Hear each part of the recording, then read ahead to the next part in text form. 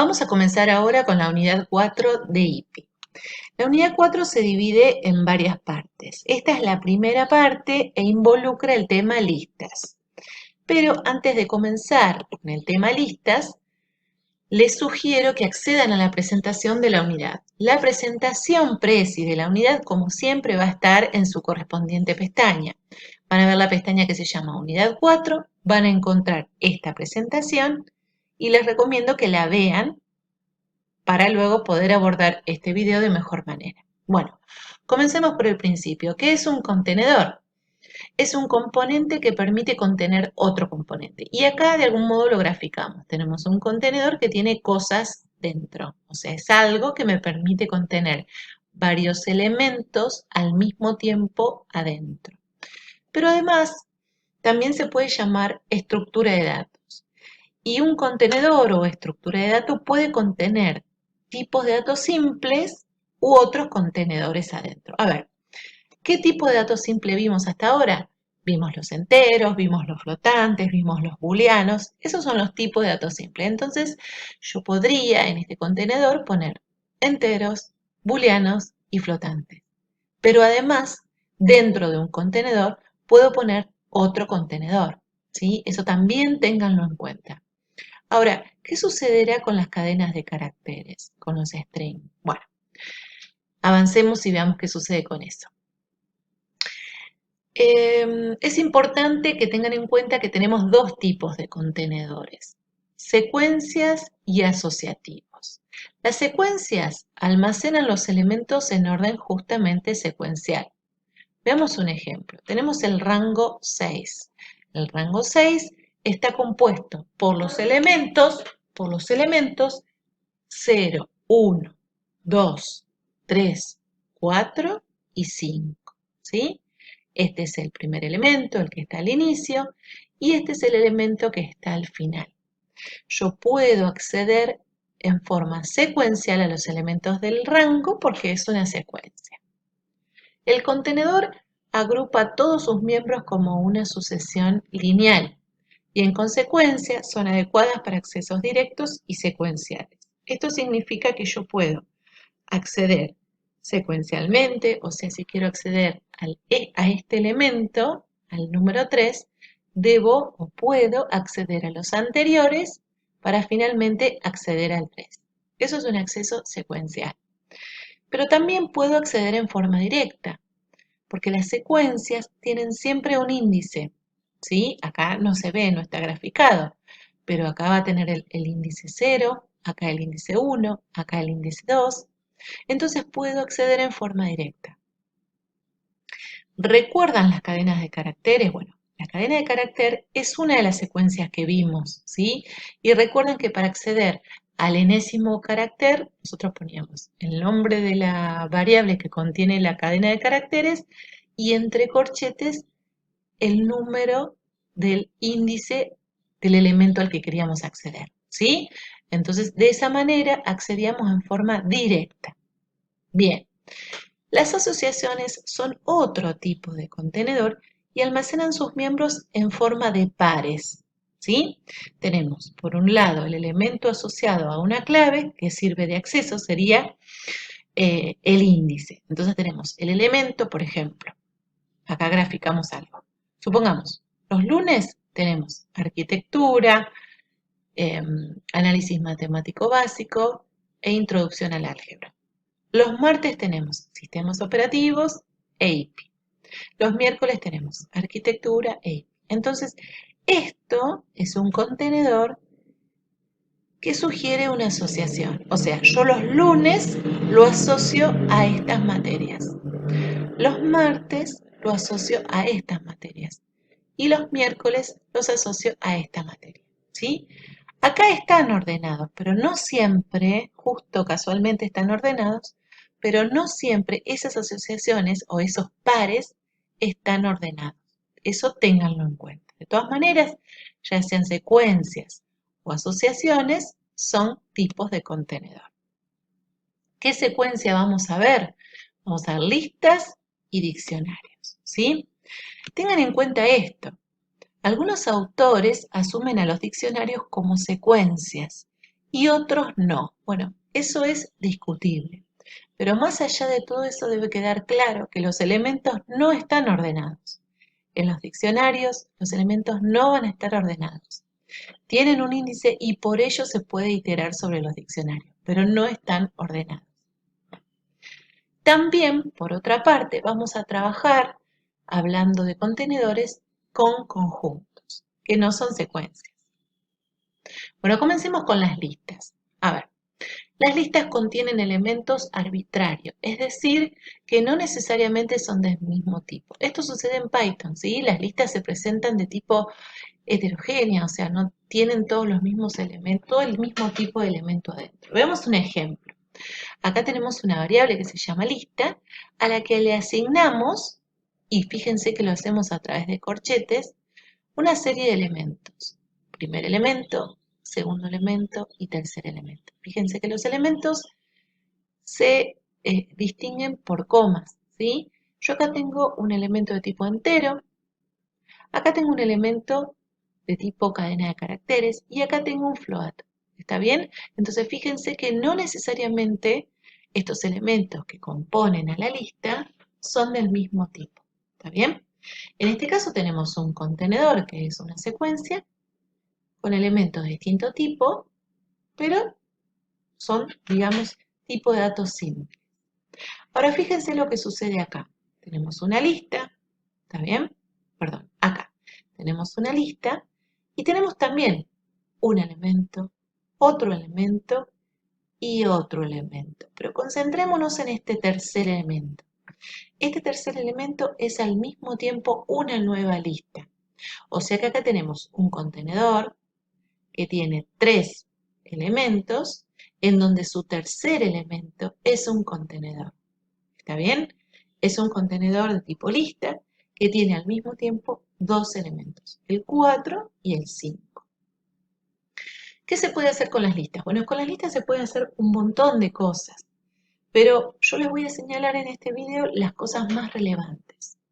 Concatenación, ¿sí? Algo muy parecido ya habíamos trabajado en las cadenas de caracteres. Entonces, se pueden guiar con eso. A ver, las listas. Acá tenemos una lista que se llama A, que tiene 2 elementos, el 1 y el 2. Después tenemos una lista que se llama B, que tiene 2 elementos, el 3 y el 4. Acá lo que intentamos hacer es una operación de concatenación. Lo que hacemos es concatenar los elementos de la lista A con los elementos de la lista B y asignarlos todos en una nueva lista que se llama C. Entonces, como resultado, C va a tener los 2 elementos de la lista A sumados, concatenados, mejor dicho, los elementos de la lista B. Bien, ahora, ¿qué sucede acá? Acá, pensémoslo. Tenemos C que es de tipo lista y le queremos concatenar un número entero. Entonces, está bien que tire este error, ¿sí? No podemos hacer esta operación. ¿Por qué? Si C es una lista y entiende lo que es concatenar, y 1 es un número y también entiende lo que es esto, lo que representa este símbolo. Bueno, pero para el 1 representa sumar, que es distinto de lo que representa para una lista. Entonces, yo puedo concatenar siempre y cuando tenga 2 elementos de tipo lista. ¿Está bien? Veamos este otro ejemplo. Nuevamente tenemos una lista, la lista A, tenemos la lista B, y acá lo que hacemos es, a la lista A le sumamos los elementos de la lista B. Entonces, A, que inicialmente tenía el elemento 1 y 2, ahora tiene además los elementos de B, o sea, tiene los elementos 3 y 4. Es importante distinguir que en este caso A ha sido modificado, se le han sumado 2 elementos. Sin embargo, B sigue exactamente igual. Si volvemos a este caso, fíjense que ni A ni B han sido modificadas. Simplemente C. ¿Está bien? Bueno, sigamos avanzando. La concatenación de 2 listas no modifica ninguna de ellas, sino que crea una nueva lista con los elementos de ambas. A ver, ¿qué significa esto? Veamos este ejemplo. Tenemos la lista A y lo podemos graficar de este modo, ¿sí? A apunta a esta lista que tiene estos elementos, 1, 2 y 3. Fíjense que como tal tiene índices. El índice 0 siempre arranca desde 0, 1 y 2. Tiene 3 elementos. Después tengo una nueva lista que la llamé B. A esta nueva lista, ¿qué elementos les asigno? Le asigno los elementos de A más un 4. En realidad esto no es un 4 a secas, sino que es una lista con un único elemento que es el 4. ¿Cómo es que me doy cuenta que es una lista? Porque está delimitada por corchetes. Entonces a B se le asignan estos 4 elementos con estos índices. ¿Sí? Pero son dos espacios de memoria totalmente diferentes. Ahora, digo, bueno, C es una variable que le digo, vos vas a hacer igual, vas a hacer B. Entonces fíjense lo que pasa acá. B apunta a esta lista y C también apunta a esta lista porque le estoy diciendo que es igual. ¿Está bien? Si yo quiero imprimir A, me imprime estos elementos. Y si quiero imprimir B, me imprime estos otros. Y si quisiera imprimir C, me imprime nuevamente estos que son los mismos elementos. Bueno, que las listas sean contenedores mutables se refleja en la asignación de variables. Mutable significa que los elementos de una lista se pueden editar, cambiar, borrar, agregar. Esto se puede hacer en listas. Veamos este ejemplo. Tenemos una lista que se llama A, que tiene estos 3 elementos. ¿Sí? Fíjense que apunta a estos 3 elementos. Cuando la quiero imprimir, me dice que tengo estos 3 elementos. Después digo, bueno, B es igual a, entonces B es una variable diferente, pero que apunta al mismo espacio en memoria. Y tiene los mismos elementos. ¿Sí? Inicialmente tiene hasta el 3. Después dice, bueno, a B le sumo 4. O sea, B va a tener los que tenía antes, más una lista compuesta por un único elemento que es el 4. Entonces, a B, que tenía el 1, el 2 y el 3, le sumo el 4. Cuando quiera publicar B, me va a publicar todos los elementos. Ahora, A también va a ser afectado por este cambio. ¿Por qué? Porque ambas variables apuntan al mismo espacio en memoria. Entonces, si bien A se inicializó con los elementos 1, 2 y 3, cuando yo haga esta operación, afecto al mismo espacio en memoria y ahí entonces modifico también A. Comparación.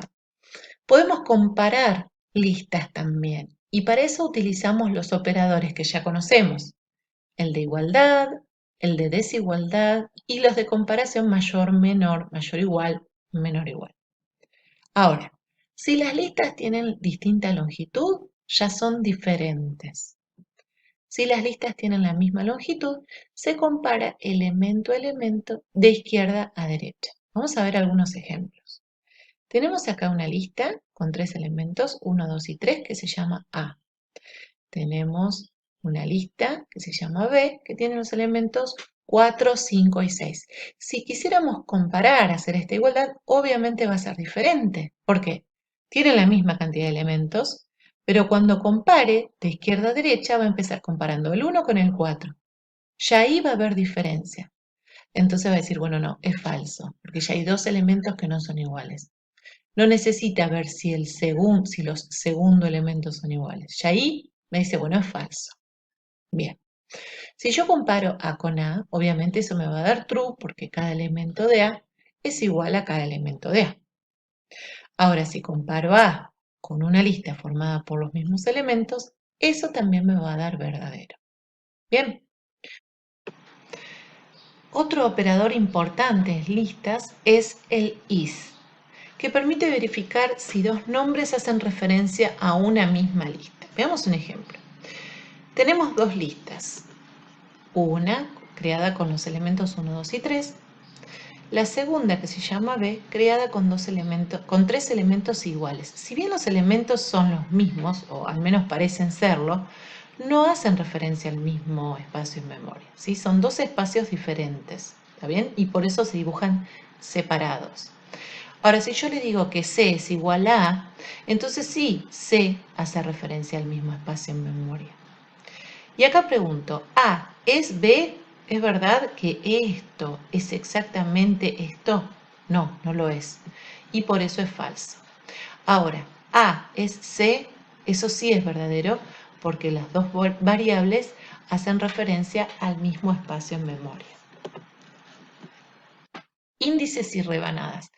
Bueno, acá ya corren con una gran ventaja y tiene que ver con las cadenas de caracteres que ya vimos, ¿sí? Al igual que cualquier secuencia, se puede utilizar la indexación y las rebanadas. Por otra parte, la longitud de las listas. Len y entre paréntesis la lista. Entonces, fíjense lo que hacemos acá. Tenemos una lista que tiene 3 elementos. Decimos, bueno, a ver, yo quiero ver el elemento que está en el índice 1, ¿sí? Este es el índice 0, este es el índice 1 y este es el índice 2. Entonces, cuando le digo que me muestre el elemento que está en el índice 1, está bien que me muestre el 2, ¿sí? Igual que en las cadenas de caracteres. Acá uso una rebanada con la misma lógica.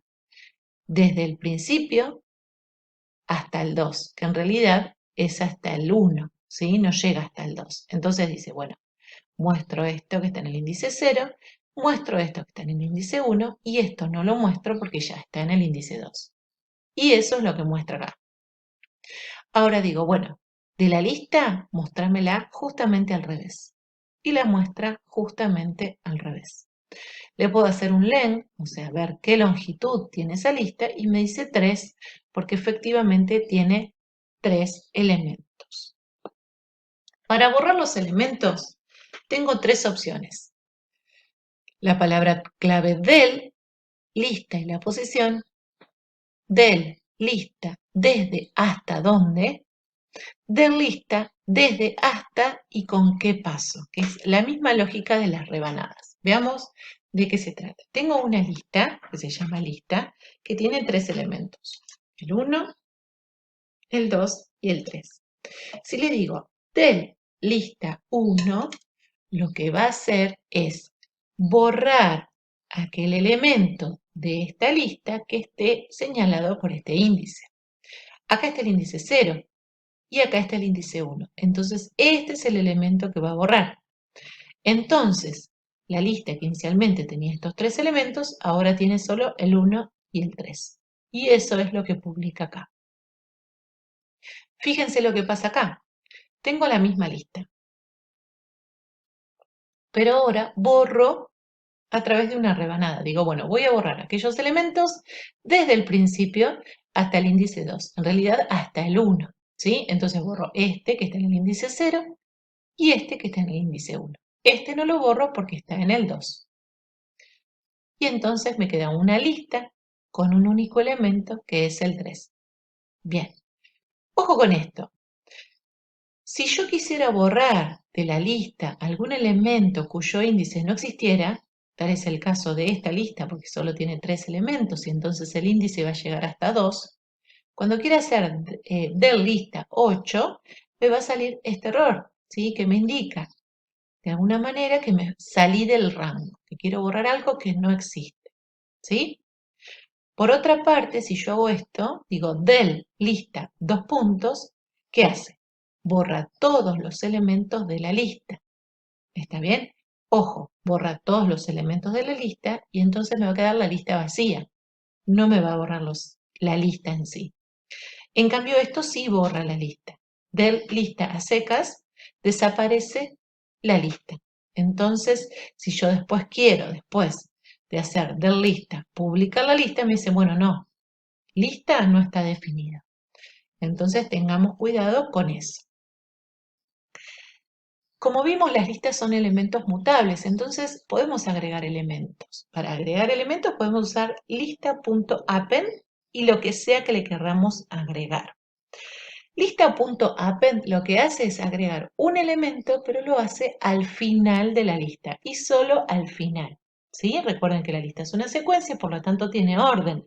Tiene un primer elemento, un segundo y así hasta el final. Bueno, cuando yo uso append, agrego este nuevo elemento al final. Entonces, veamos este ejemplo. tenemos una lista con estos tres elementos. Si yo le digo lista.append 4, me agrega este elemento, pero lo hace al final. Fíjense que efectivamente lo agrega ahí. Si nuevamente le digo lista.append y ahora en este caso le agrego una cadena de caracteres, a los elementos que ya tenía, me suma el nuevo elemento. Y esto está bien y es válido en Python porque puedo tener listas con elementos diferentes, con tipo de elementos diferentes. Bueno, eso es lo que hace append, agrega un elemento al final. Pero si yo quisiera agregar un elemento no al final, sino en un lugar determinado, voy a utilizar el insert. ¿De qué modo? Lista.insert índice elemento. Entonces, lo que hace esto es insertar un elemento en un lugar específico, indicado justamente por el índice del programador. Veamos un ejemplo. Lista es una lista que tiene tres elementos, 1, 2 y 3. Y le digo, bueno, a la lista le voy a agregar en el índice 0 el elemento número 10. Entonces, la lista que inicialmente tenía en el índice 0 el 1, en el índice 1 el 2 y en el índice 2 el 3, ahora va a tener en primer lugar el 10. Entonces ahora tengo en el 0 el 10, en el 1 el 1, en el 2 el 2 y en el 3 el 3.